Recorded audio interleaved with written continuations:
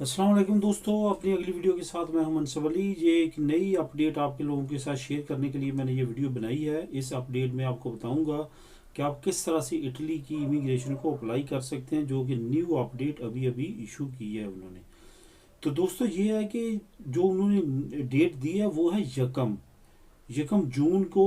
99% chances हैं कि immigration open हो जाएगी। कुछ उनके रूल रेगुलेशन, उनके प्रेसिडेंट ने भी साइन कर दिया एप्लीकेशन पे, और इमिग्रेशन ओपन होने की 99% चांस है कि यकम को ओपन हो जाएगी।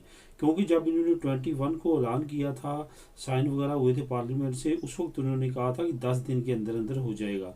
और आज उन्होंने नई अपडेट दी है, प्रेसिडेंट ने साइन कर दिए, और इसके बाद जो है वो अन करीब जो है इमिग्रेशन ओपन हो जाएगी।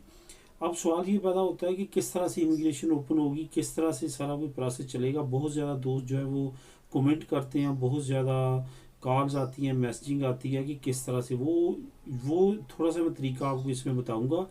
कुछ तो लॉकडाउन की वजह से, कुछ वैसे भी आपको पता है कि जब भी इमिग्रेशन ओपन होती है तो ज़्यादातर ऑनलाइन ही सारा प्रोसेस होता है।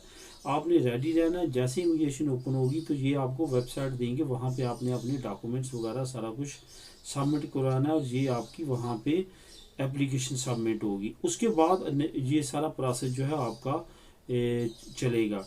अब बात ये होती है कि आपने किस तरह से कॉन्ट्रैक्ट वगैरह या इस तरह की सारी चीज़ें लेनी। आपने इस चैनल को सब्सक्राइब कर लेना। इस पर मैं डे बाई डे जैसे इमिग्रेशन होते ओपन होती है, डे बाई डे जो न्यू अपॉर्चुनिटीज़ होंगी, जो न्यू न्यूज़ आएंगी, वो मैं आप लोगों के साथ शेयर करता रहूँगा इस चैनल पे। इस वजह से आपने इस चैनल को लाजमी तौर पे सब्सक्राइब कर लेना है।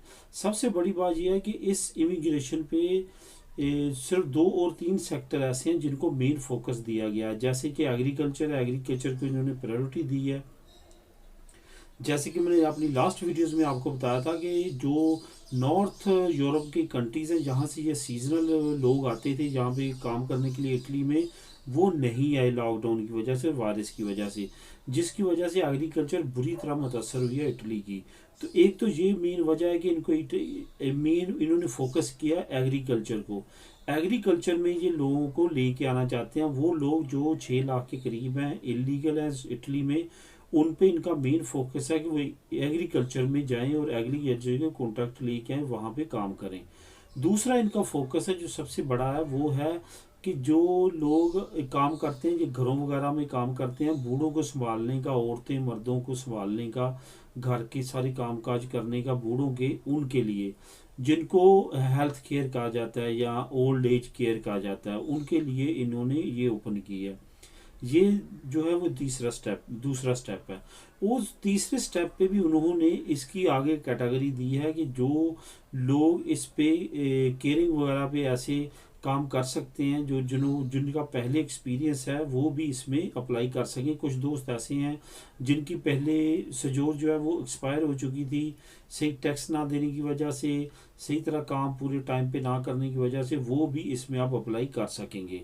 इस वजह से आपने इन तमाम प्रोसेस को और तमाम चीज़ों को आपने देख लेना। दिन चंद एक रह गए हैं, आपने कॉन्ट्रैक्ट वगैरह भाग दौड़ नहीं करनी, दूसरी कंट्री से भागने की ज़रूरत नहीं है। आप अपने काम पे लगे रहें, आपका सारा प्रोसेस ऑनलाइन होगा। जिन जिन दोस्तों का कॉन्ट्रैक्ट अरेंज है उनको तो बिल्कुल जाने की ज़रूरत नहीं है। जिन जिन के भी रेफरेंस है इटली में, उन रेफरेंस के ज़रिए वो अपने कॉन्ट्रैक्ट अरेंज करें।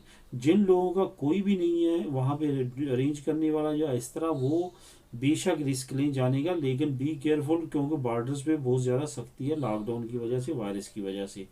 तो एक और चीज़ मैं आप लोगों को शेयर करता चलूँ, जो मैंने लास्ट वीडियो में शेयर की थी, कि एजेंटों से बच के रहना है।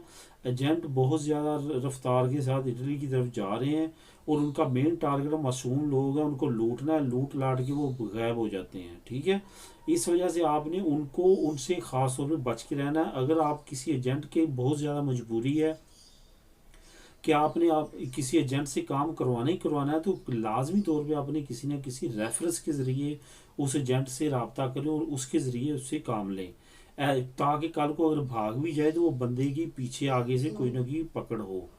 तो बेशुमार हैं दोस्तों यहाँ पे यूरोप में, हम खुद डसे थे जब हमारे ये पेपरों का प्रोसेस था, चंद 10 साल पहले या 12 साल लगा लें। ये शुरू से ऐसे हैं, ये जो बुरे लोग हैं, ये शुरू से हैं और आते रहेंगे, चलते रहेंगे, ये हमारी सारी कम्युनिटी को बदनाम करते हैं।